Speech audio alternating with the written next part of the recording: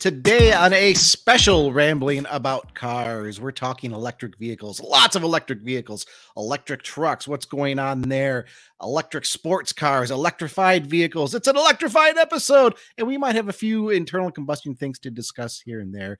Yeah, totally. So let's roll. It's podcast time. I am Christopher Smith. Mr. Chris Bruce is across the way.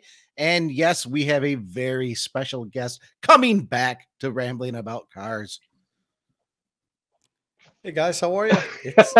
Bruce, you should say, and his name is Tom Moloughney. I was expecting that too. Come on, Smith. I'm Tom Moloughney from InsideEVs. Nice to be back, guys. Yes. Hey, it's great to have you back. I mean, if you want to know anything about EVs, Tom is the man. I mean, is there anything that you don't know about EVs? Maybe that's an easier question. So sure. You know, there was a time when I knew everything about every production EV. Now, I've been doing EVs for a long time. I got my first EV in 2009. It was an all-electric Mini Cooper. I was in BMW's pilot program. That was like a kind of a learning experience. So from June of 2009 to today, my full-time vehicle has been an electric vehicle, fully electric vehicle. So I'm, 13 years now driving electric vehicles. And I've driven pretty much every production electric vehicle made, other than like, Nirvana, the Rimac, some crazy expensive vehicles. But, and there was a time like early on, 6, 7, 8 years ago, where I knew every spec from every EV out there because there was only 10 EVs. But now it's like every month we have new introductions, new battery sizes, changing, options. So I have to admit, I'm no longer up on every little electric vehicle tidbit that there is. I just can't keep up with it anymore. But that's a good thing because we have more options than we ever had. That's true. That is very true. And just to remind all of the ramblers out there, of course, Tom, you've been on the program before. And I'm just gonna say it because I still think it's one of the coolest things ever. You didn't always drive an EV. You had a DeLorean that you were driving in the mid 80s when it was possibly the coolest moment to ever drive a DeLorean. Yeah. We talked about that the last time. It was my uncle's DeLorean. Yeah. So I didn't own it, but I practically did. He like flipped me the keys and was just like, here, keep it. Yeah, it was yours. What I mean? It was yours. 1985. He got sick of it at that point. It was like, he bought it the shiny new toy and he drove it for a while, and then it became like a hassle climbing in and out of it, and he'd rather just drive his Bronco or whatever he had, some kind of SUV. And I just turned 17. He's like, why don't you come over and get the DeLorean? And I was like, yeah, I'll have it back by what, 8 or 9 o'clock? And he's like, no, you don't understand. Like, just take it. Like, keep it. I was like, just okay.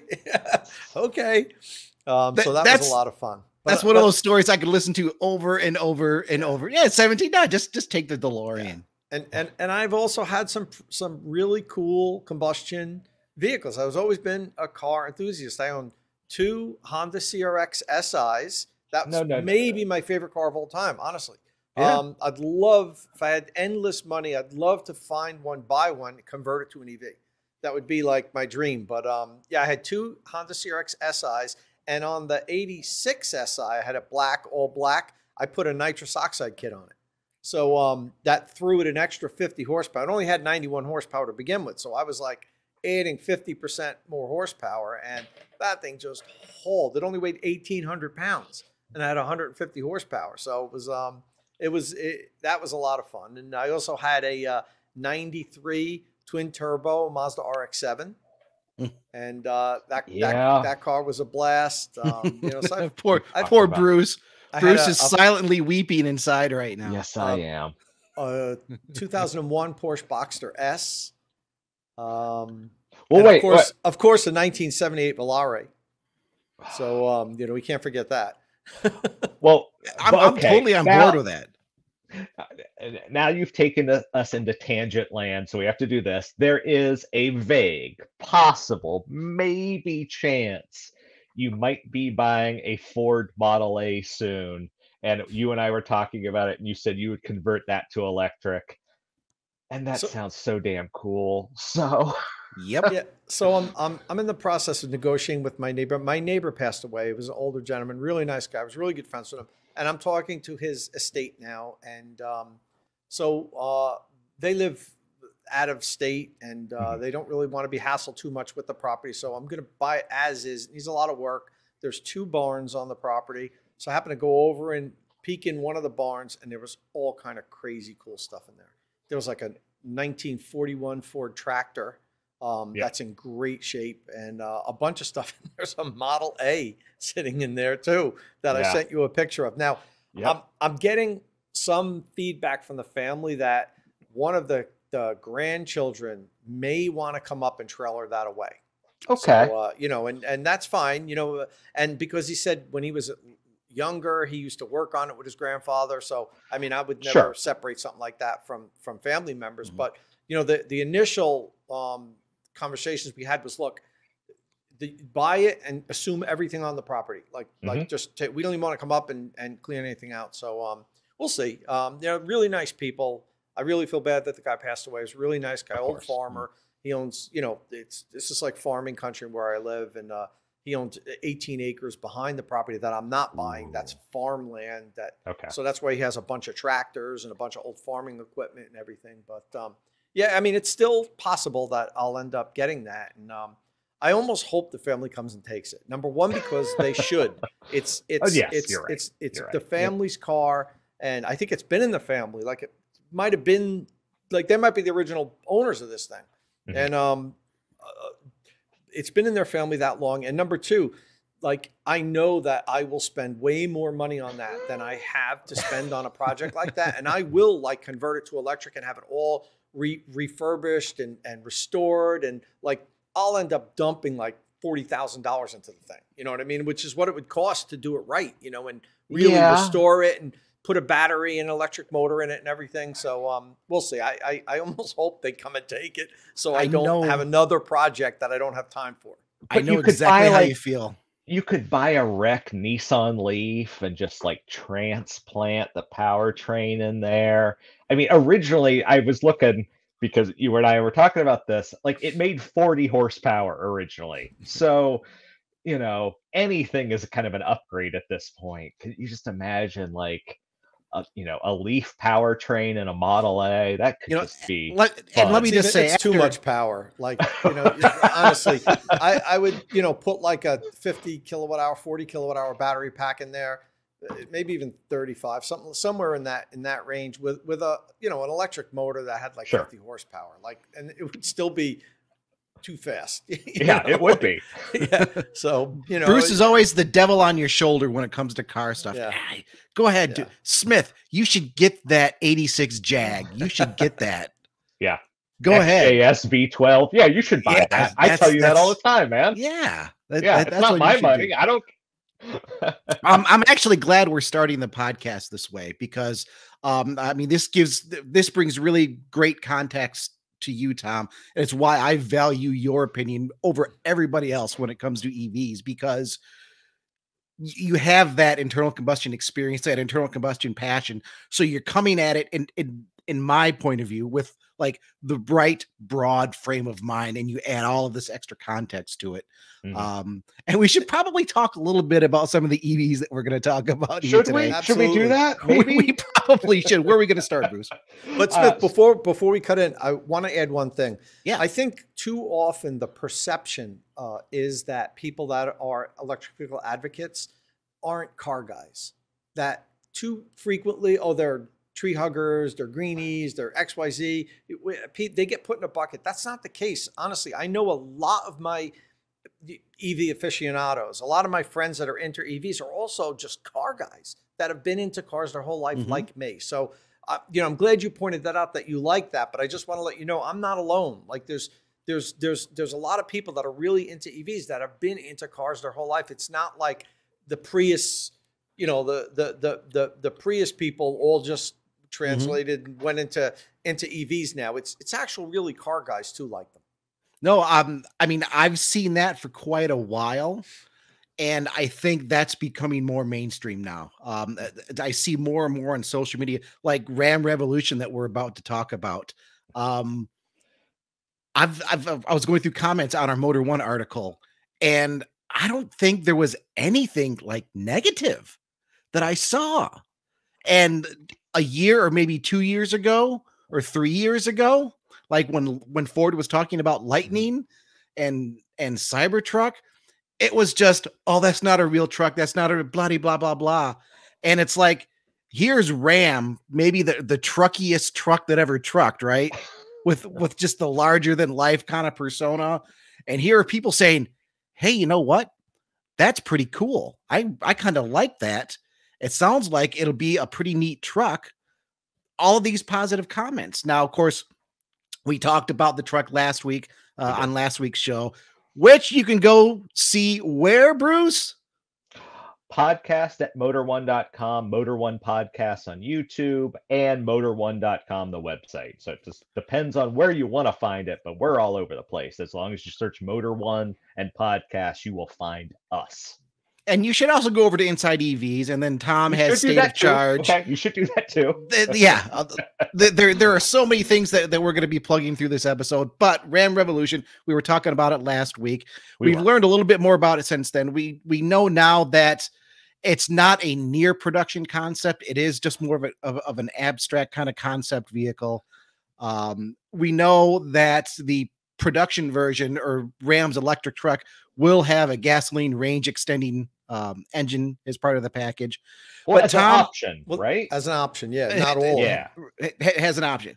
But Tom, we really wanted to get your insight on Revolution. So Bruce and I were talking about it some last week when we take it in context with F-150 Lightning, which is really it's like just the Ford F-150 electrified, you know, with an electric powertrain.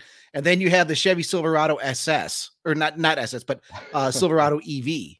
Yeah, I'm getting ahead of myself. Silverado EV, that's its own new platform, unibody style, complete departure from the Silverado.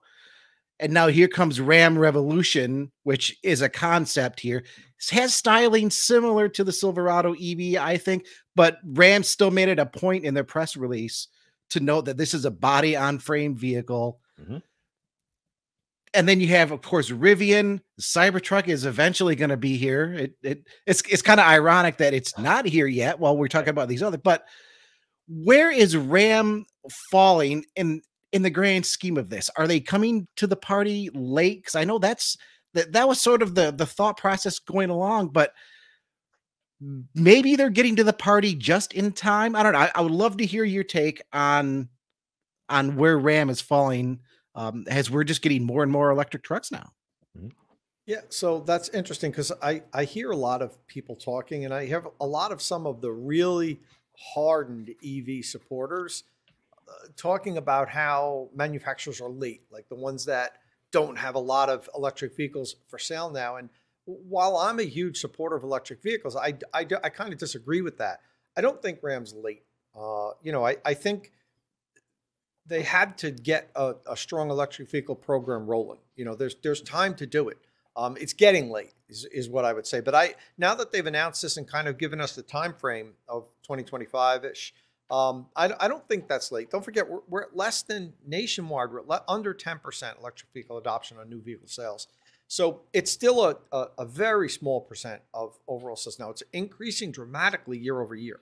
And that's something that the automakers have to really be cognizant of and not be late to the party. But as far as the truck goes, you know, Ford came out first and they built an electric F-150. They didn't try to go outside of their comfort zone. And, you know, and that helped them get to market first because they repurposed a lot of the vehicle. I mean, if you look at an F-150 Lightning, if you didn't really know the different headlights, the different taillights, you'd just think it's a regular F-150. So, and all of the interior, you know, the seats, you know, everything's right straight out regular F-150. All they did was electrify their F-150. And that helped them get to market earlier, and they're benefiting from it now. But that's one approach. Then the approach is, which is also, I think, smart in its own right, is don't be first. You know, watch what some of the other people do and learn from their mistakes, and maybe time it to when you think the market is ready. Or let's gauge if people want electric trucks, because even within Ford, they massively underestimated the demand for the truck. And I talked to Darren Palmer, Ford's VP of electric vehicle programs globally. I talked to him about this a few times. And, you know, I asked him flat out, well, you know, the first year they were calling for making 40,000 Lightning a year. And for crying out loud, they got 200,000 reservations in 8 months. So they had to massively change their plans. They had to increase the size of the plant that they're building it at in Detroit, which I visited last month. You know, they had to go back to their suppliers and say, we need more parts and everything. So for Chevy and Dodge to be sitting on the sidelines and kind of watching this and saying, okay, guys, this is, you know, when we bring these things to market, it's not going to be a 40, 50,000 a year run.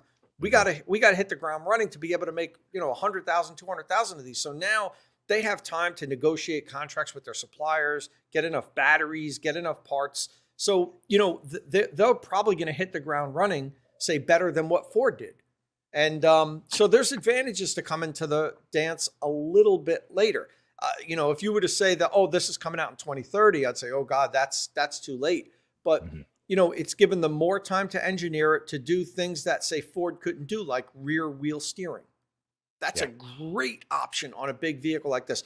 I had a couple, 2 months ago, you know, I own an F-150 Lightning and a Rivian R1T. Those are my two family vehicles. That's me and my wife just drive electric pickup trucks. But then GM loaned me a Hummer EV for a week. So in my driveway, I had a Rivian, a Lightning, and a Hummer. I mean, how cool of a lineup is that, you know? And to be honest with you, and I did a video on this and I posted on InsideEVs, I compared the three and I scored them like in 10 different categories and declared a winner. And the one thing that was so much better driving wise than any of the vehicles was the rear steering on the Hummer EV. That, I mean, for me making like U-turns, and my driveway has like a landing, a circular landing, and I've got to go back and forth with my Lightning like 3 times to turn it around.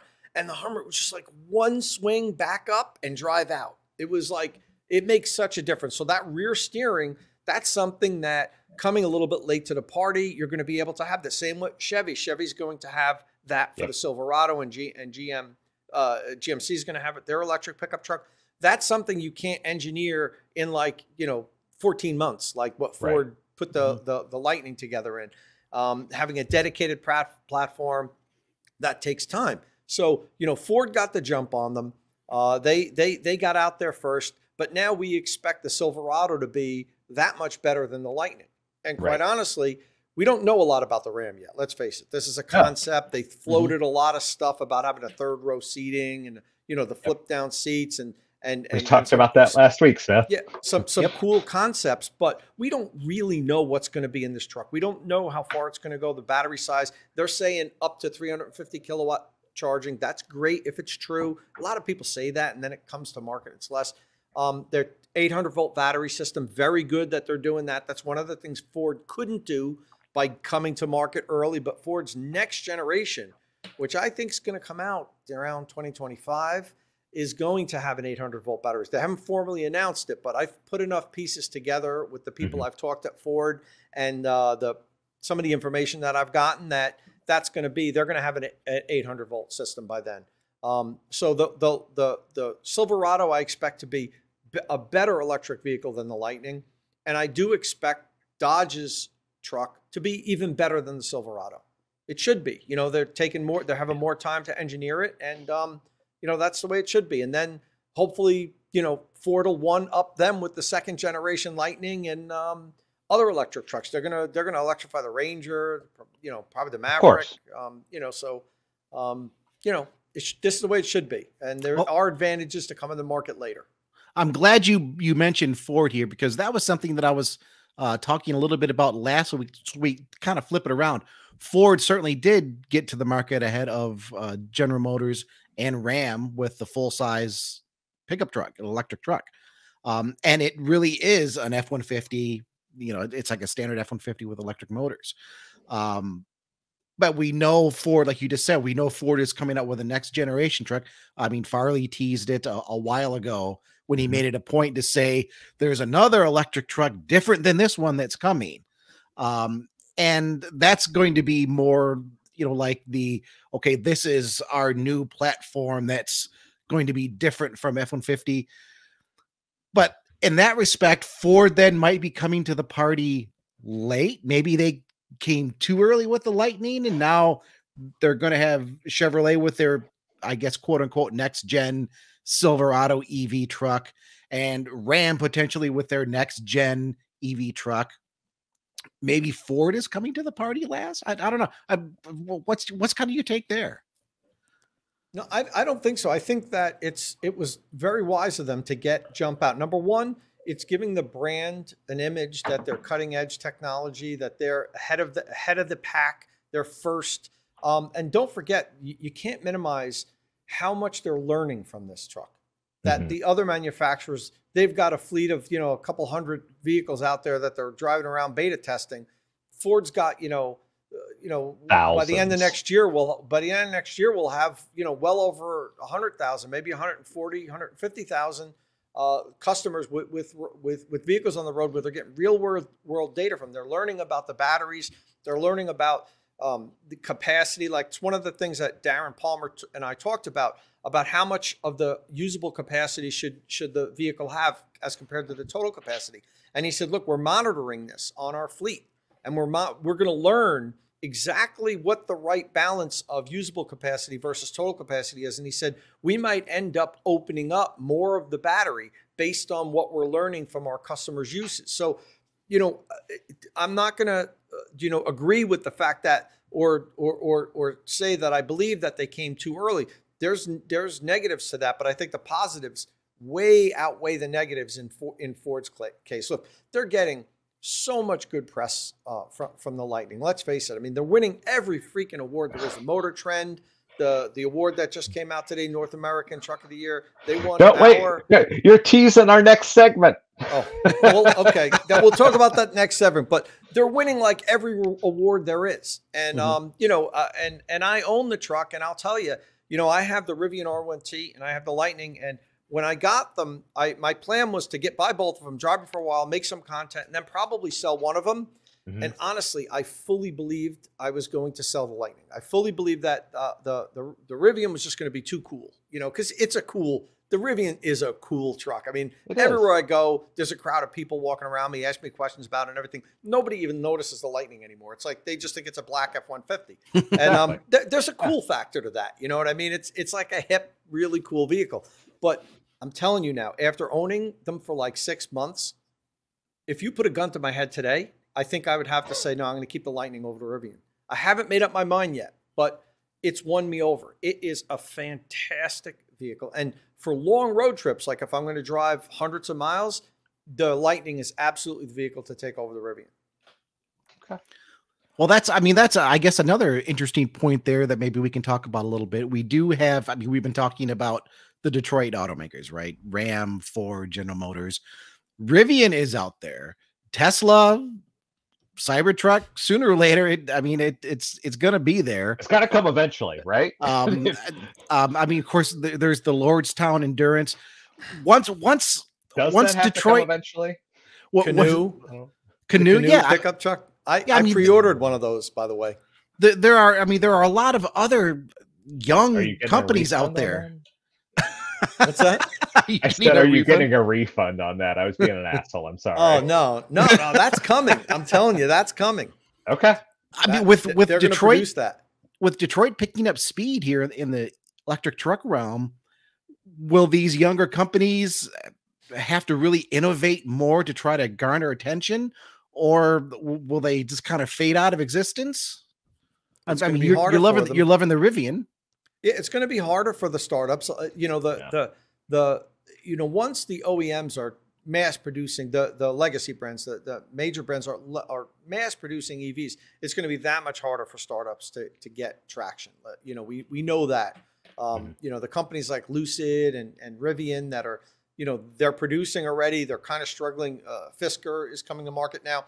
They have a huge advantage that they were producing vehicles when the legacy brands kind of weren't yet, and Rivian's only electric vehicle competition is the Lightning. Electric truck competition is the Lightning. But, after owning both of the vehicles, I will contend it's not competition. they're so different of vehicles that they don't compete with each other. Honestly, the Rivian is a lifestyle vehicle. That to me competes more with like a Range Rover or Land Rover. And the F-150 is a pickup truck. It's a working pickup truck. And the Rivian is not in any way, shape, or form a workman's pickup truck.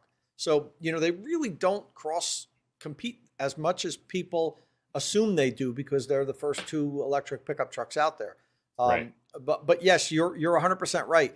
It's going to get harder and harder for these startups to get traction once the existing brands are really all in and just, you know, that you walk into a showroom and half the vehicles there are BEVs.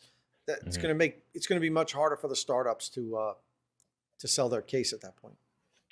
Well, kind of speaking a little bit on that topic, let's talk about the NACTOY, the North American Car, Truck, and Utility of the Year award winners for this year.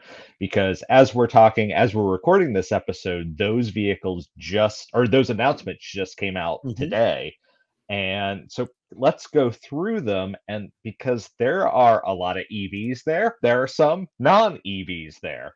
But it was a very, very interesting year because two of the winners were electric vehicles. One of them was not. And it kind of shows where the industry is going. That kind of, I'll share it in just a second here, but kind of the cars, maybe possibly, they're not quite there yet, but maybe 1 or 2 years down the line they will be. But trucks and utilities, that's where the winners were in terms of electric vehicles. So I'm gonna throw this up here. And of course we had the Lightning that we've been talking about. That won for best truck. Competition there was the Lordstown Endurance and the Chevrolet Silverado ZR2. Tom, I mean, was there really any doubt, honestly, that Lightning was going to take this one? You know, I haven't driven the other vehicles, but no, I would say no. You know, I would say no. You know, I tell you, the Lightning is it deserves the awards that it's won. And as I mentioned earlier, you know, it's won a lot of awards so far, and that's not, you know, by accident. It's a really great truck, and it does so many things well. It's the first production vehicle that you can pair it with a additional system and power your home with, which I just installed in my house. I'm actually working on that video today. I'm going to have it up in a few days. My whole intelligent backup power system where the truck powers the house in a power outage. You know, it's got the Pro Power onboard. Now that's not unique to the Lightning. The other F-150s have it, but you know, the fact that this thing can just power a job site.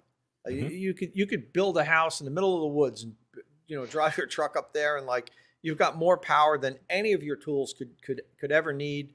You know, it does so many things so well that it's deserving of these awards. And it might be a good time to maybe just mention really quick.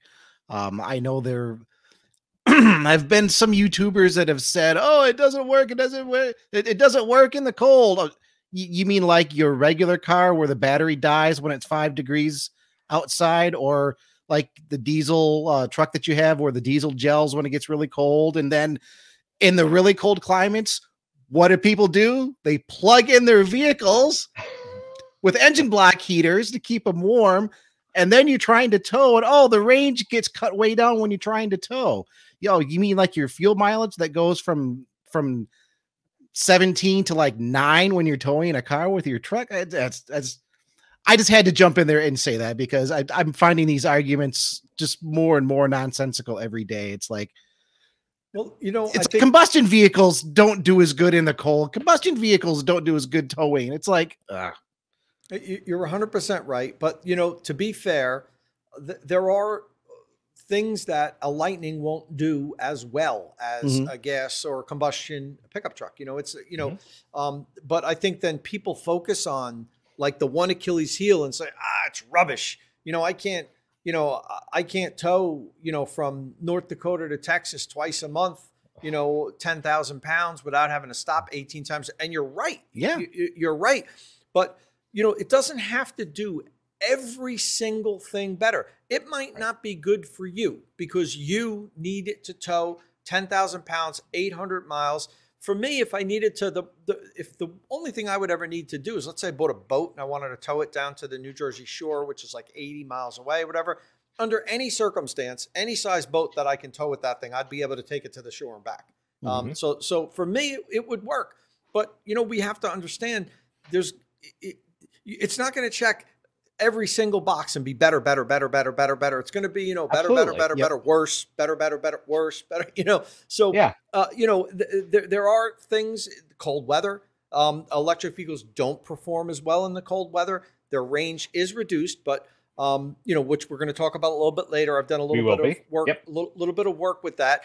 It's manageable. You just have to be smart. Like you said, you plug in your diesel, you know, engine block heater, but then you won't plug in your EV.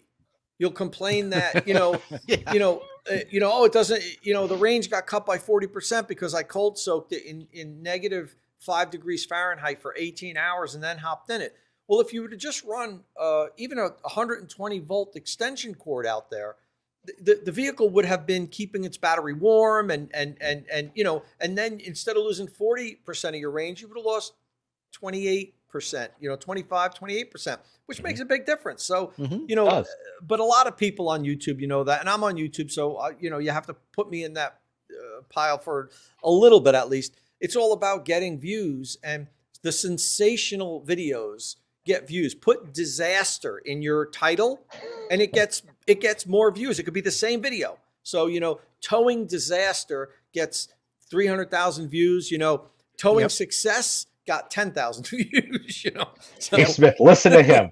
Podcast disasters, this week's episode title. Exactly. Yeah. Don't search rambling about cars disasters. Yeah. I'm pretty sure you're going to find like some critical videos out there of us somewhere. So. You have to have that face too. You know, disaster has to be like. Exactly. Yeah. You need to go to podcast, Motor One Podcast on YouTube for that one, folks. There's no way I can equate that expression to words.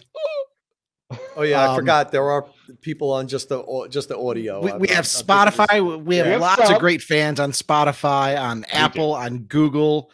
But you know, there's as cool as the F-150 Lightning is, there are other vehicles to talk about here. And EV6, Kia EV6 won the NACTOY award for best utility vehicle. It sure did. So that's the second electric vehicle on the winners list this year. It was going up against the Cadillac Lyriq and the Genesis another EV, and the Genesis GV60. I'm trying to remember the vote count. I don't remember the exact number, but I know that, man. Sorry. Well, Bruce and I both kind of wrote this one up today because Bruce, you wrote up our article. Hey, watch the live stream as it happened. I did the live stream post. You had all the finalists, and I went through and then plugged in all the info at the end. I didn't look at the vote, sorry. Lightning, it was like just an overwhelming number of votes for Lightning. I'm shocked. EV6, shocked. I said shocked. Oh my gosh. Kia EV6 it wasn't as many as Lightning, but it was still a pretty healthy margin over the others.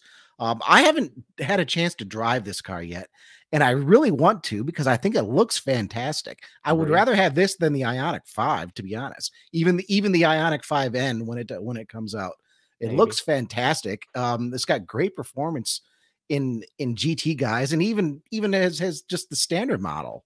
It's no slouch. Tom, deserving of the award. Yeah, I think it's a great EV. You know, it comes in a lot of different flavors too, which is, I think that's important that, you know, it offers something for a lot of different taste buds. You know, you can get it the rear wheel drive version with the small battery pack. You can get with the all wheel drive, you can get the GT line, you get the GT, which is crazy fast, the GT. So yeah, I think it's a good package. You know, I will say that I really like the Ioniq 5. It's you know, brother. Just something about the Ioniq 5 styling, that retro pixel look, that just it's got me. I'm as much as I love both vehicles, honestly, if if you put them both out and said take one, I'd probably take the keys to the Ioniq 5. I know it's not as exciting as the EV6 is like a sporty SUV. It's like that's a good way to describe it. Yeah, it's exciting. Yeah, it is. And the Ioniq 5 is just kind of like ho hum, like, you know.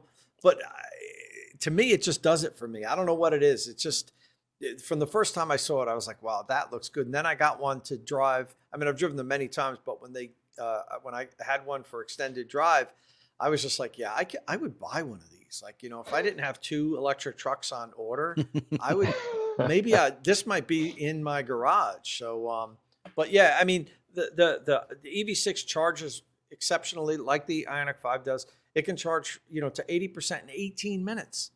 So, you know, think about that for the road tripping. You know, you pull up to a 350 kilowatt DC fast charger, plug it in. You walk inside, you know, they're usually in like, you know, parking lots where there's like a convenience store or a Panera or something like that, Starbucks. You walk in, you use the restroom, you grab a coffee and you walk out and you're at 80%. You know, you unplug and you head to the next, you know, charger or your destination. So it's a great package and at a reasonable price.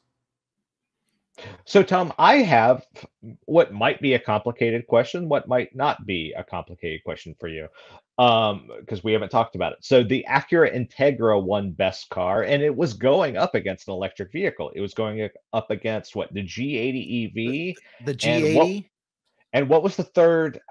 I can't remember. Nissan Z, the new Nissan Z. Yep. It's a very interesting mix because I mean, obviously with the Integra, you're talking about the 5-door hatch. Front wheel drive with a manual. G80 is sizable luxury electric sedan. Yep. Nissan Z, little 2-seater sports car. I mean, what a very cool mix. It's an interesting mix. But what I wanted to ask Tom was, so I guess how long until you see this, every one of them, car, truck, utility, just EV check across the board? What do you think there? So now, do you mean for like for these annual for NACTOY award? Yeah. I think we're about 3 years from that. I think by 2025, 2026 ish, that all of the new introductions that the manufacturers really put the weight of their brand behind will be BEVs. You know, and yeah, they're going to still make, you know, combustion vehicles, but the R&D isn't going to be there. They're not going to pour money into them. All of the big money, the tech, all the cutting edge stuff, you know, is just going to get dumped in their BEVs, and we're only about 3 years away from that. You know, that's a good point that you make there. Not that EVs will be the only vehicles available for buyers, but that's where the emphasis from automakers is going. That's probably going to make them, to whatever degree, something better than what you're going to find with an internal combustion engine. Yeah, I mean, I talk to the manufacturers now all the time, the product planners. Yep. They're already defunding their ICE programs. Now, they're not going to come out and admit it, but they're already pulling, you know, slashing the budgets of their ICE vehicles, and all that money is getting poured into R&D for their EVs, and those EVs are going to take a couple of years to come out. You know, so that's why I'm saying 2-3 years, somewhere in that time frame. What you're going to see is, you know, the ICE vehicles are going to get like, you know, mild refreshes and mild updates, and you know, but the all the money is going to get put in the best. By the end of this decade, guys, you know, 80% of the vehicles sitting on showroom floors are going to be fully electric. That's what I believe. I know a lot of people think I'm a little bullish on that. But, I don't think so.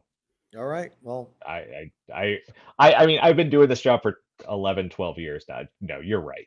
I think that's the way. Unless the, you know, kind of the recession they talk about happens and maybe, you know, things change and, you know, that I think in the long term, certainly electric vehicles are the future. Maybe it ends up being a little longer than that. But right now, sitting here, I agree with you 100%.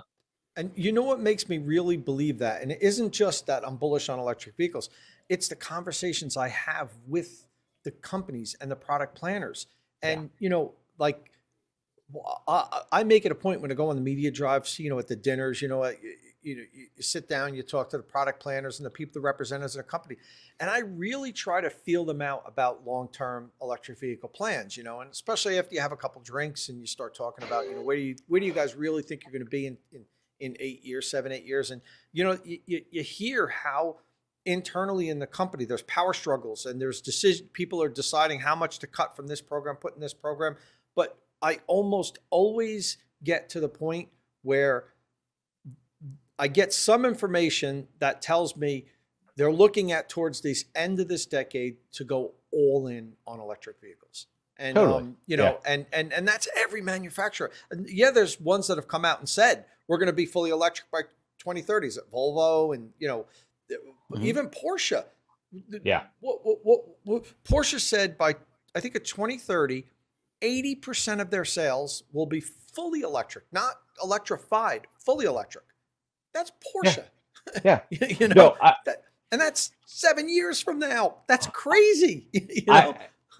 When we stop this recording, I will tell you a story because I'm not sure if I can say it on air. But yeah, I have heard something very similar from a very large automaker. Yeah. So I mean, by the end of this decade, to me, it's kind of, that's it. It's we'll still be selling some ICE vehicles, but you're looking at 15, 20% of overall sales. Mm-hmm. It'll kind of be like flip to where we are now almost. Basically, yeah. It's certainly going at a fast pace. I also get a little bit of a sense that maybe not concern so much, but a little bit of wariness, wariness about, okay, this is where everything is going, whether we want it to or not. I mean, have you gotten any sense of that where it's not really a case of this is where we want to go? It's more of a case of, holy crap, this is happening. And, we're going along for the ride. Well, people are reluctant for change.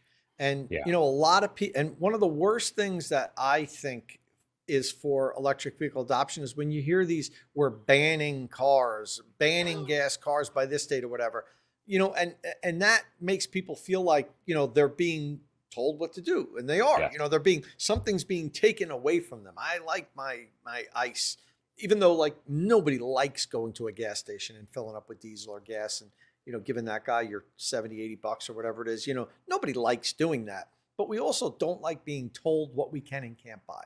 And I'd much rather see people buying electric vehicles because they want to, because they're better and they are better, and there's certain things they can't do better at this point. I, admitted to it earlier, but that's all going to dramatically improve over the course of the next few years.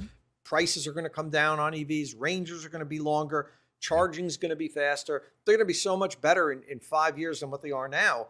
And I know that because 5 years ago I was driving EVs and the EVs today are so much better than what they were back then.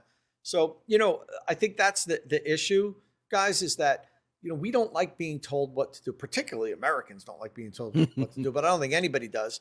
And this thing that government is taking away our cars and making us drive these electric vehicles, that's troublesome. And I don't like that messaging at all. I don't think we need it. I think we will get to an all electric fleet just because people will say they're cheaper, they cost less, they're easier to refuel. Although, you might be like, really easier to refuel that? Yeah, they really are. You don't have to go anywhere. You just plug in at home if you can at home. If you live in an apartment complex, a little bit more complicated, but that infrastructure is going to get a lot better in the next decade. So I think that's the biggest problem. I know that was a long-winded answer, but I think not long-winded. Drive them. Not long-winded at all, and it's a great point. And I mean, you touched on something there as well. Nobody's being forced into an electric vehicle. There are still going to be combustion vehicles. There are still, even new vehicles going forward. There's still going to be combustion vehicles for a while. You can always stick with an older vehicle, used car. There are a gazillion used cars out there. Nobody's being forced, right? Right. If you were the guy, well, I can't say this anymore because unfortunately I moved, but if you were the guy formerly around the corner from me with the MGA in his garage, if you want to own an MGA from the, what would that be, very early 60s, you can still be that person. I doubt that there is going to be a point of time in our lifetimes where you're not going to be able to get gasoline to put it in that vehicle. Mhm. But for the vast majority of commuters, or for the vast majority of people, I think electricity, or Smith, you and I have had this debate endlessly, and you know how I feel, and I know how you feel. Hydrogen maybe as an alternative, but gasoline is going to become less and less of the most prevalent fuel available, but it will still be there. But alternatives will kind of take over that spot.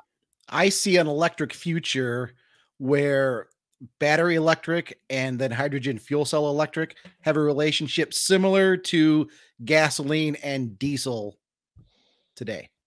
Maybe. I still don't agree with you, but fine. You know where I feel about a majority this. of battery, Yeah. a majority of battery electric, will be used for just regular daily commutes, things like that. If you have applications where maybe large truck towing, this is all dependent on a hydrogen infrastructure, of course. Sure. Where that's the problem, though, and that's the problem. You need that hydrogen infrastructure, but the hydrogen infrastructure just kind of fits in with the structure that's already in place. You pull in with your big truck, pulling your horse trailer, 300-400 miles on a one-way trip. You go in there, you tank up with hydrogen in about 5 minutes, and you're back on the road. But we need the infrastructure to get there. But if it comes in, that could be, I see that maybe a little bit longer term. Yeah, hydrogen works. I've driven the Honda Clarity. I've driven the Hyundai Nexo. It works. It's just that getting that infrastructure in for personal transportation, honestly, guys, I don't see it happening. I do see it happening for long haul trucking, and I see it happening for aviation, because aviation is even easier. Yeah, absolutely. Good friend of mine actually founded a company called ZeroAvia, and they make hydrogen drivetrains for planes, and they're doing fantastic right now. And they're getting FAA certifications. Oh God, yeah. They get contracts for United, from United and different companies. If you look it up, ZeroAvia, the guy who started the company, Val Miftikoff, he originally made his money. He started an electric vehicle charging station company called eMotorworks, and he sold it to NLX, and then he used that money to found ZeroAvia. He actually asked me if I wanted to work for him when the company had 3 employees in the very beginning. I fully believe this guy was going to, see this to fruition, but it was just too much of a lifestyle change for me, to do what he wanted me to do. I thought it would have been a fantastic opportunity, but it wasn't the right time in my life to completely change everything I was doing and go work for a startup. But they're getting, hundreds of millions of dollars in funding now and doing fantastic. And for aviation, it's even easier than long range trucking, because you only have to put a damn hydrogen fueling station at the airport. The plane's got to land and take off from the airport. So, it makes it really easy. And he's doing great with that. So I see it for that, guys. But for personal transportation, I don't ever see us. And I know ever's a long time. I don't ever see us building out hydrogen refueling stations, the tens of thousands of them that we would need. Like we have gas stations everywhere. It would just cost too much. They are very expensive to set up. Tom, you and I are on the same page here, man. People don't want to live near them either. If you see studies in towns don't want to have them installed in their township, they're afraid of, they think Hindenburg, whether it's true or not. Because gasoline doesn't burn. Yeah, it burns, but it gas vapors. It doesn't blow up. It burns, but it doesn't, so maybe hydrogen doesn't either. I've had experiences. Yeah, no, it can. But, in any event, I know, there's been cases where people a hydrogen fueling station's been, proposed for an area, and the people that lived in the area were so you'd have to put these things everywhere in order for personal transportation to use them.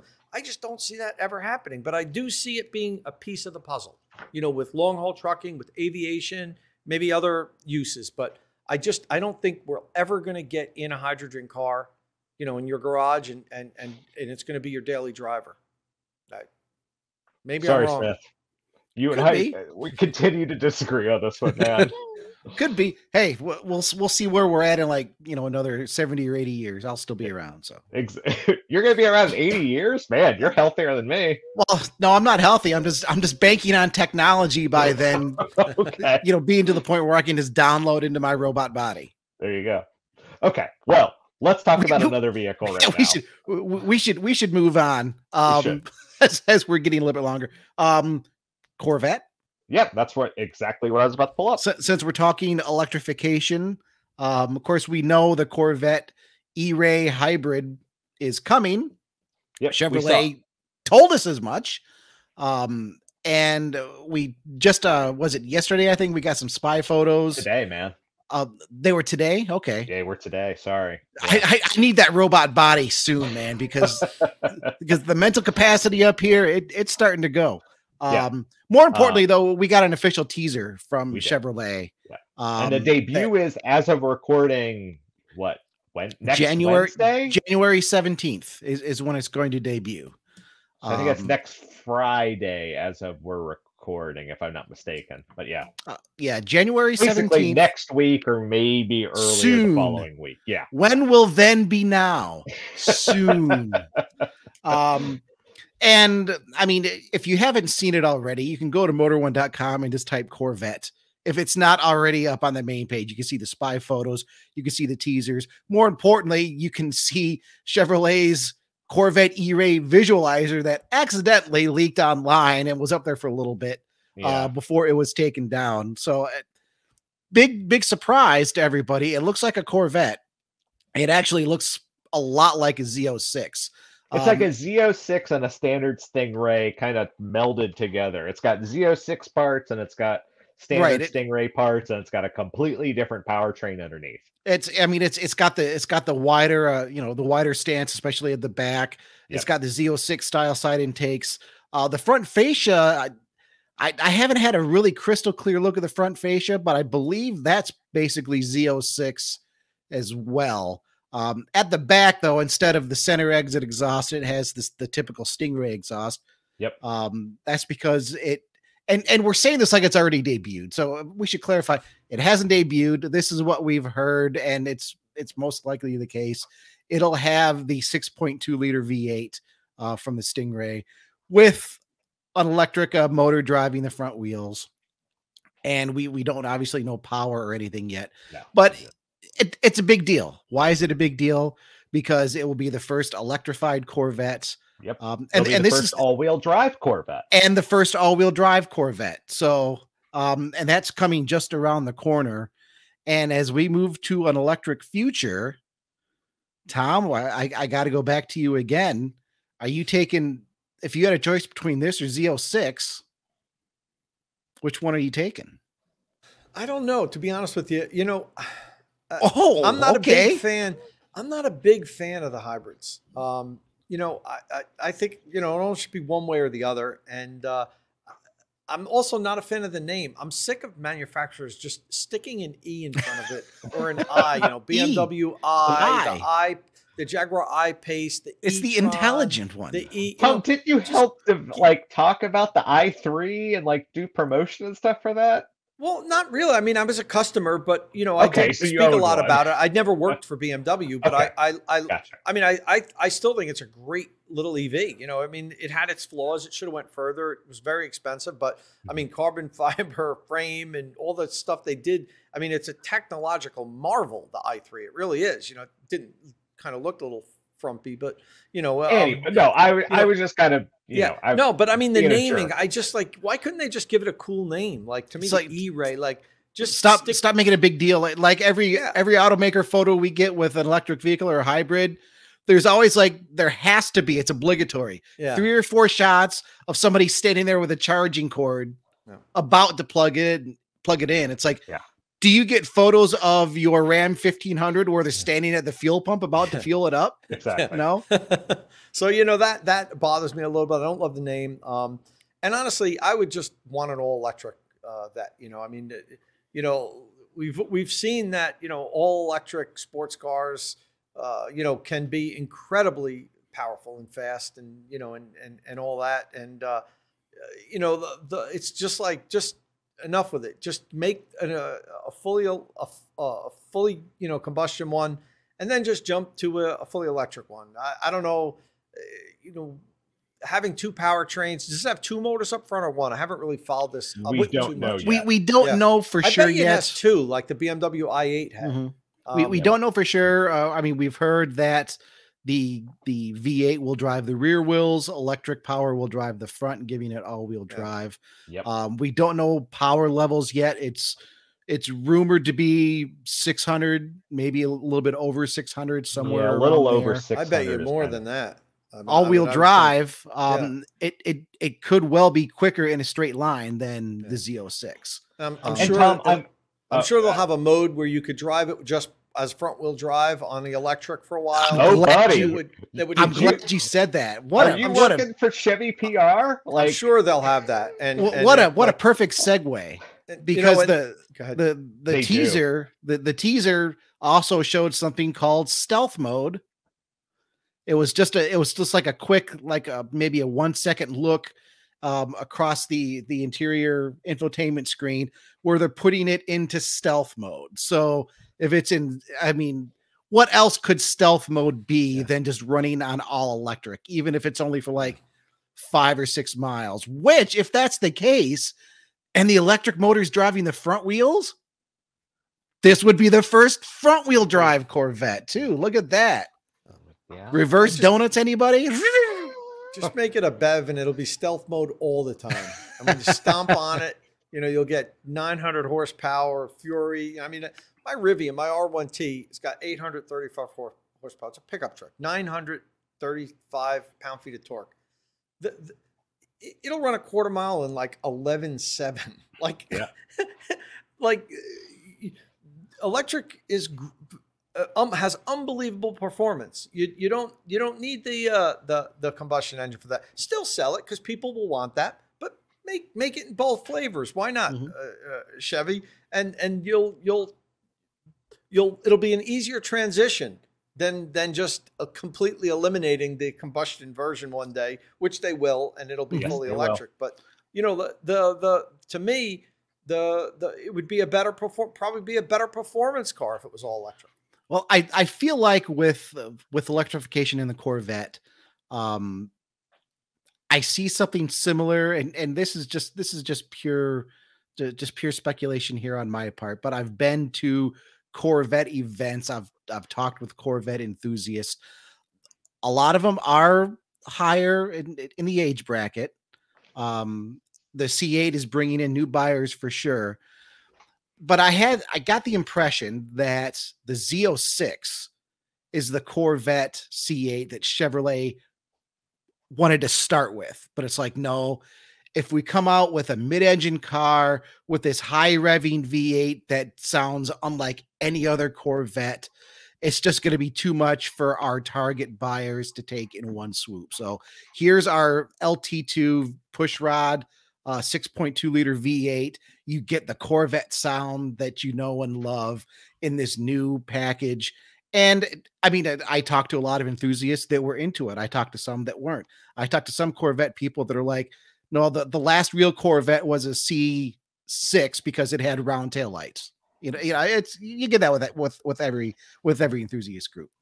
But I'm wondering if it's a similar situation with electric power. If we just jump in straight to an all electric Corvette, maybe it's just going to be too much for them to handle, right?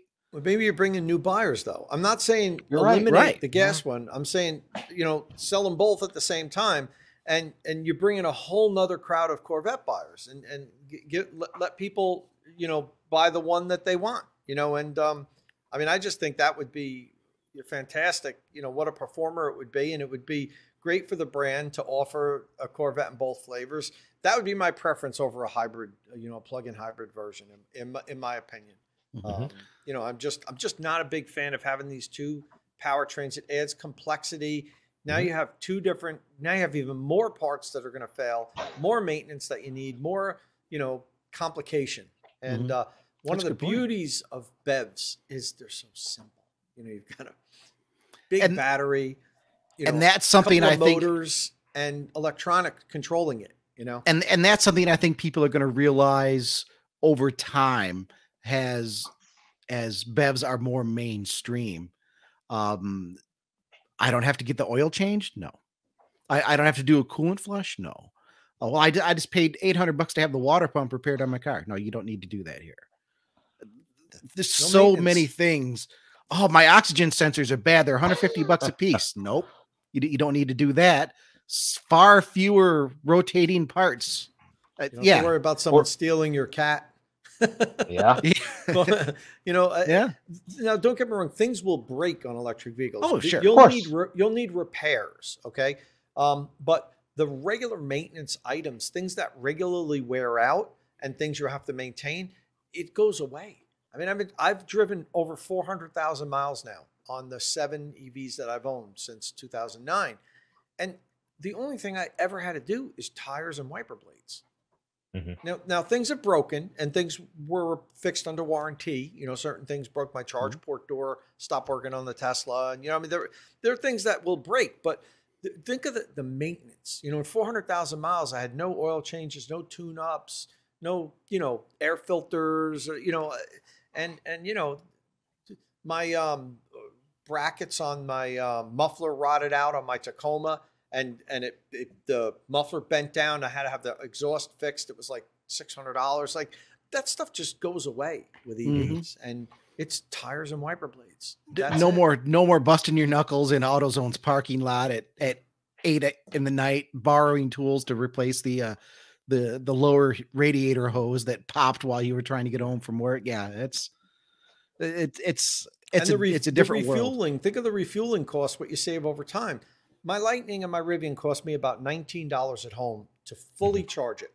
And I can go about 300 miles in warm weather. In cold weather, about 225 miles on $19. What would a pickup truck cost? You know, a F-150 or a Dodge Ram, you know, what would that cost to go 300 miles? And if I had a company where I had a fleet of vehicles, I mean, like contractors, where you're spending most of your time just driving trucks or vans, you know, maybe 50 or 100 miles if you're running back and forth through town, I would be salivating for an EV fleet. 100%. No more oil changes, no more fueling stops, no more, and just none of that. And here's another thing that most people don't think of: cost certainty for your fueling costs if you're a business. With combustion vehicles, the price of gas goes crazy. You know that. Just a couple of years ago, it was $2 a gallon. And then it was almost $5 a gallon, 9 months later. And now it's down to $3.50. And they have to work this into their budgets. I have an old partner of mine that I used to be partner with, owns a big ice cream distributorship here in New Jersey, the biggest on the East Coast. And he has, I don't know, dozens of trucks and vans. And I talked to him about his fueling. He's like, yeah, we spend like $100,000 a month on fuel or more. And he's like, when the price of gas goes up, it can cost me $30,000 in a month extra. And electric, it would just be this.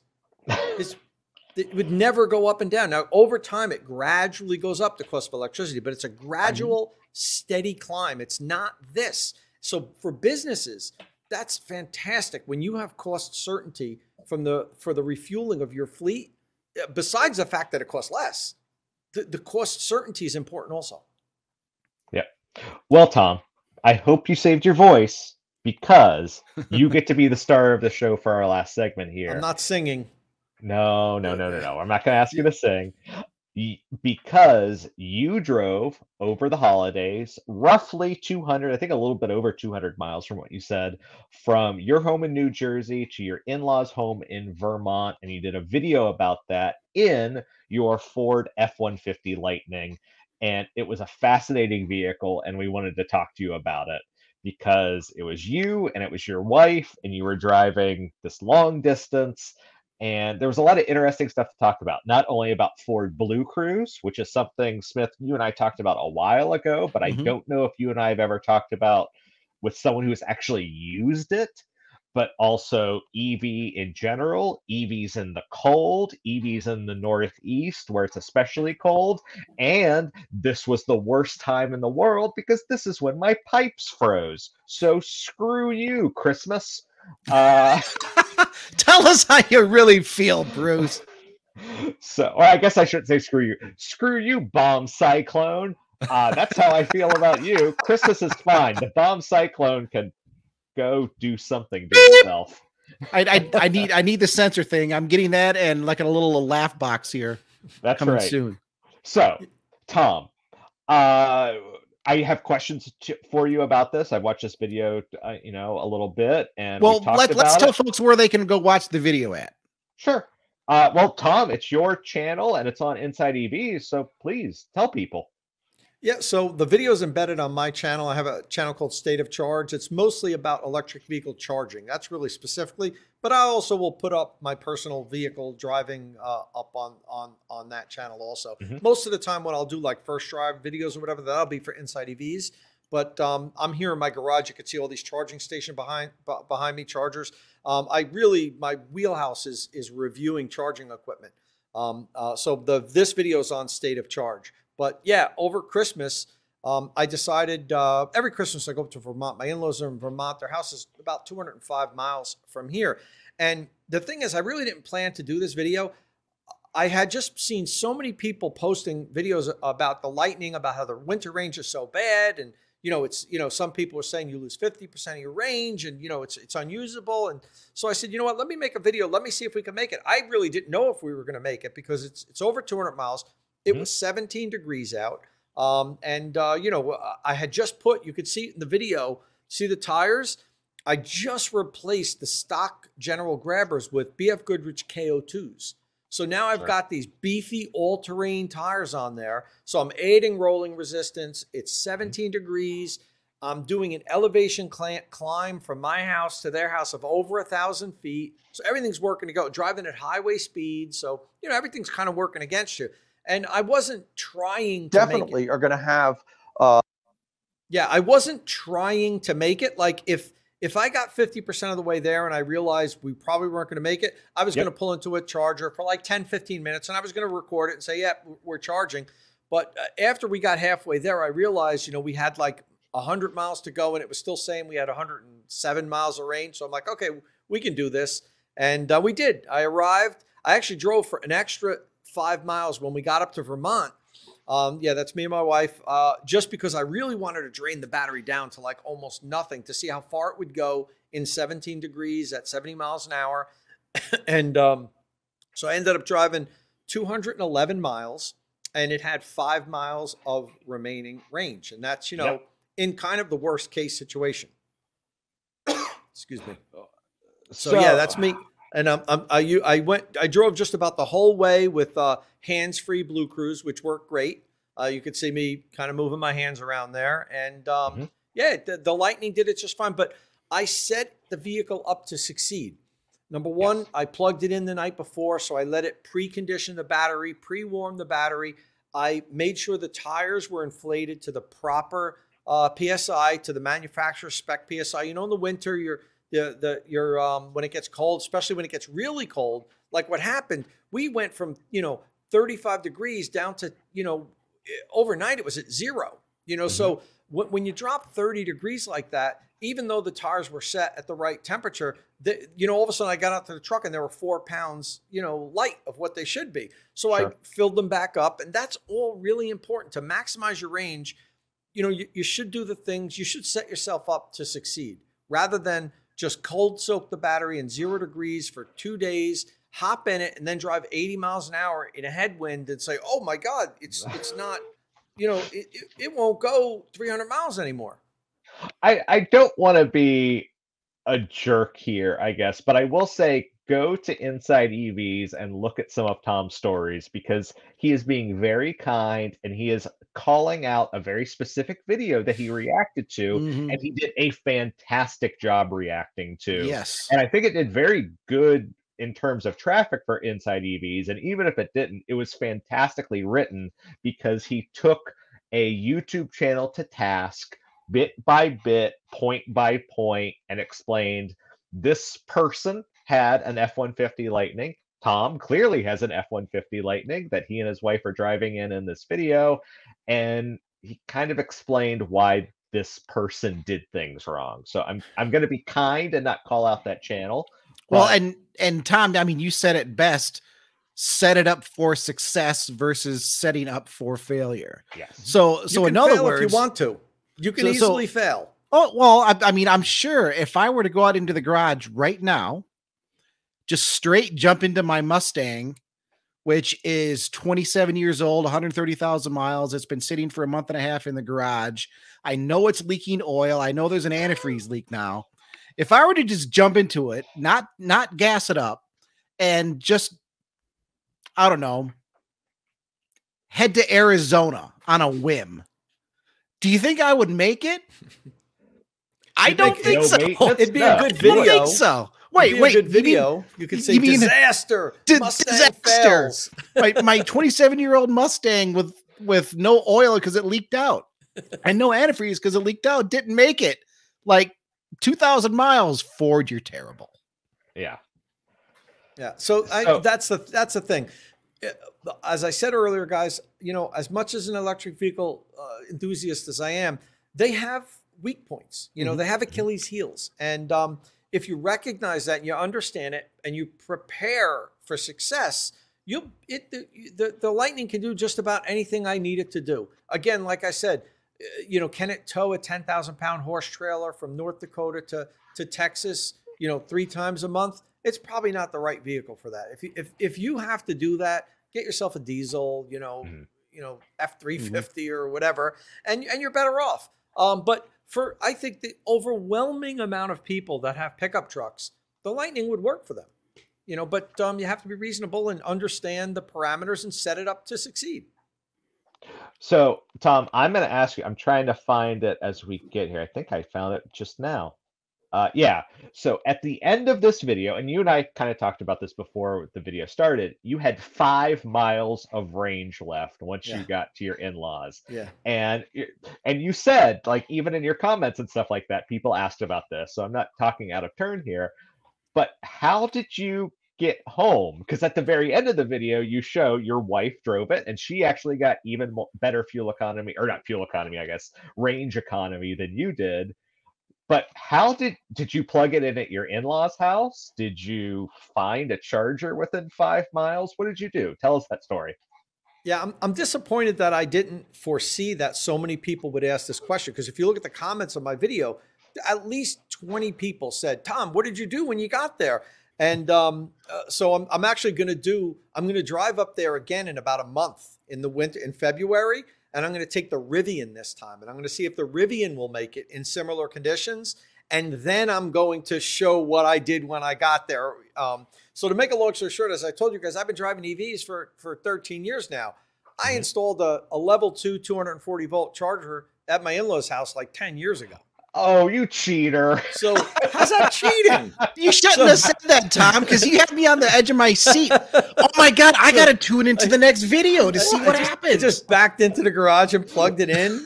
And, you know, by the morning, it was fully charged. I mean, look behind me. You think I don't put chargers everywhere I go? Are you kidding me? I have my own private network of chargers out there. You know?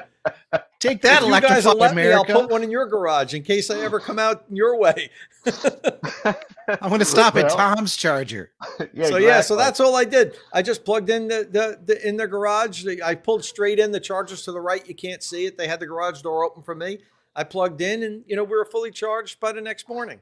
So you can almost maybe see it if we know you can't. But you know, I was hoping for some dramatic story. Like I went down this hill and I put it in neutral so I could roll down the hill and I regen the battery. You know, exactly. Yeah. I kept driving down a hill, then getting towed up the hill, then driving down.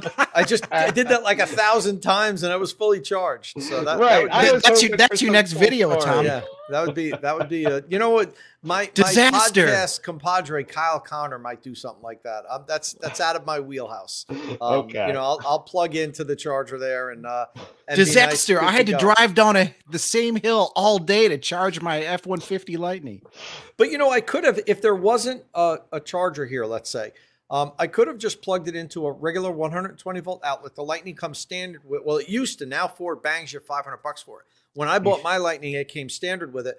So let's say I didn't have a level 2 charger here.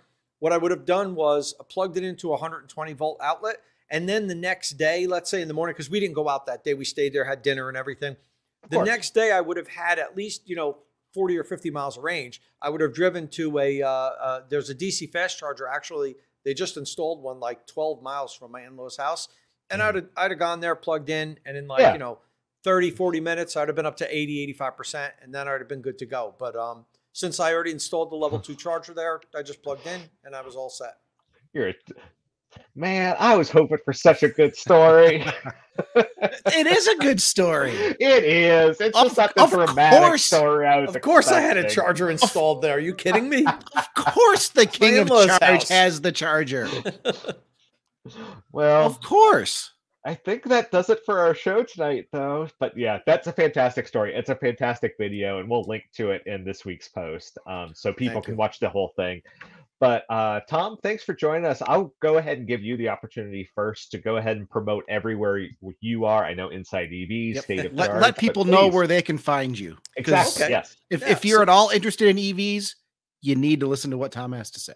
Totally. I appreciate that, guys. And listen, this was a lot of fun. Whenever you want to have me back, I'll be happy to come. I love coming on the podcast. You guys do a great job here. I'm InsideEVs senior editor. You can read my articles on InsideEVs. We have the InsideEVs podcast every Friday at 9:30 Eastern. That's a live podcast. So check in and you'll see me, Kyle Connor, Dominic Ioni, our friend Martin from the UK. So we've got a good team of guys over there too, all electric vehicle stuff. I have my YouTube channel, State of Charge. I'm on Twitter. It's at Tom Molough, TOMMOLOG. And if you do want an electric vehicle charger, I give them away on Twitter, and I'm starting a new giveaway this week of a Grizzle E Classic 40 amp charger. So if you follow me on Twitter, you'll get information on how you can win a charger. I'm going to give that away in a couple of weeks. Very cool. Very, very awesome. Cool. Awesome, Tom. Thanks for that. Ramblers, you know where you can find us. Motor One Podcast on YouTube. Our articles go up every Friday on motor1.com summarizing what our podcast this week is about. You can always comment on our article, comment over on our YouTube page, send us email. We love email. You know, we read your emails. podcast@motor1.com is our email. And this has been, sorry guys, this has been an electrifying episode. Just don't call it the for like E-rambling with cars. Don't call it that, please. It's the Ramble E episode. Oh God, you're killing me. Look at me, I'm plugging in my fan.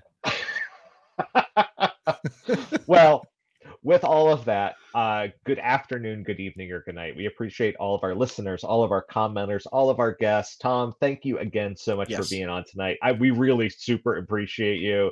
You know, we like to joke around. Man, you should have told me you drove it down the hill, and then like your father-in-law had an F-250 and he towed it back up, and then you should have just lied to me. It would have been a better story. Yeah. Or better yet, I could have had him just tow me like for a long time. Because, with electric vehicles, you could regen the battery by being towed. Now, it's really not good for the powertrain, but that's right. Some people have done that online with Teslas. But that's the equivalent of the bump start with the manual when your starter goes out. That's right. Yeah, exactly. So, but no, it was boring. I plugged in and charged up. So, anyway, thanks, guys. This has been a lot of fun. Yep. Thank you. All right. And we'll see you. We will see you guys next week. Thank you so much. Bye-bye. Bye, everybody.